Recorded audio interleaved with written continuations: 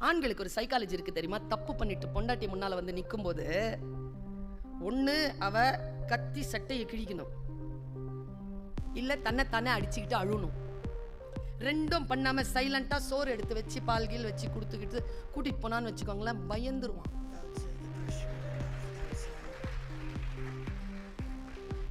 ஆண்களுக்கு சண்டை போட தெரியாது தெரியுமா?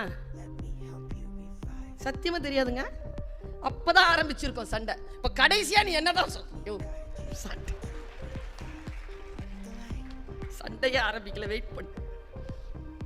எனக்கு தெரிஞ்சு கண்ணகி மாதிரி அக வாழ்க்கையில ஜெயிச்சவ வேற கிடையாது.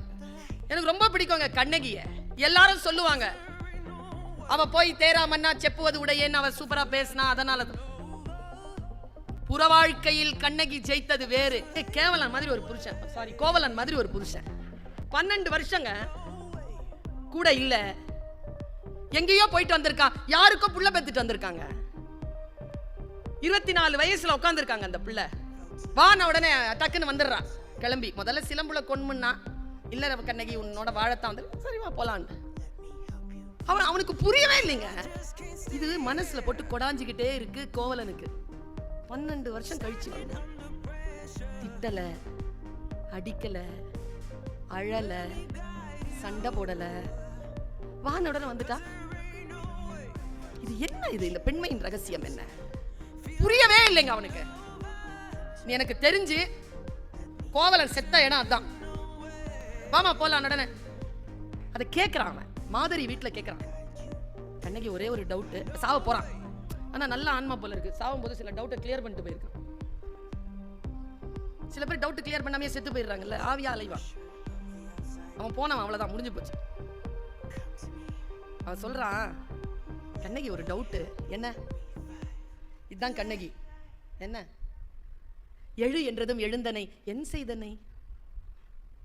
எழுந்தடன் எழுந்துட்டிய, என்ன ஒண்ணுமே சொல்ல மாட்டேங்கிறாள, வாய் திறந்து ஒண்ணுமே சொல்ல மாட்டேன். அவன் வந்த உடனே சலம் புனர் கொள்கை சலதியோட ஆடி குலநெறி வான்பொருள் குன்றந்தொலத்த இளம்பாடி எனக்கு நாணத்தரம் சிலம்புல கொன்முன்னா.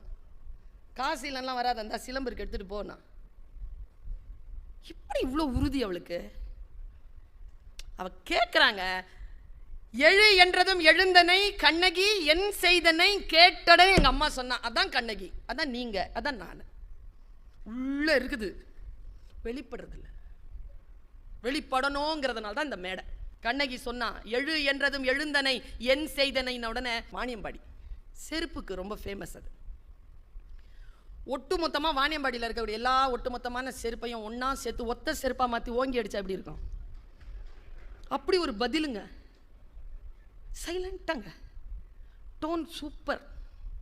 அப்படி பேசணுங்கிற நமக்கு தெரியலையே. அம்மா சொல்லிச்சிங்க, போற்றா ஒழுக்கம் புரிந்தீர். எப்படி? போற்றா ஒழுக்கம் புரிந்தீர், யாவதும் மாற்றம் ஏதும் நிகழ்த்த முடியா வாழ்க்கையினன் ஆதலின் எழு என்றதும் எழுந்தனன். மாற்ற முடிஞ்சுதான் என் வாழ்க்கைய? கேடு கெட்ட வாழ்க்கை நீ வாழ்ந்துட்ட, உன் வாழ்க்கை என்னால மாற்ற முடிஞ்சுதா? என் வாழ்க்கை உன்னோட இருக்குதே, எனக்கு வேற சாய்ஸ் இல்லையே. அதான் வந்தேன். இது சொன்னா பாருங்க, அங்க விதிர்த்து போனதுதான் அவன் விதி. நான் ஒரு விஷயம் சொல்றேன், எங்க வீட்டில் போய் யோசிங்க. நான் சொல்லி இருக்கிறேன், கோவலனை கொன்றது கோவலனின் தீ ஒழுக்கம் கிடையாது, கண்ணகியின் நேர்மை. இதுதான் வல்லமையான சொல்.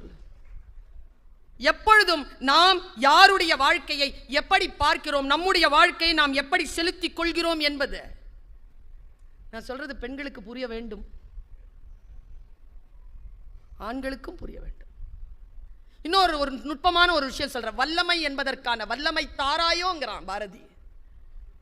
நம் அத்துணை பேருக்கும் மனதிலே நாம் நமக்கு நாமே எழுச்சி கொள்ளக்கூடிய ஒரு வார்த்தையை நான் இப்ப போடுறேன். ஆனா என்ன துக்கம் தெரியுமா? தனி மனிதன் எழுச்சி கொண்டுதான் இருக்கிறான், மனிதம் தான் தாழ்ந்து கொண்டே இருக்கிறது.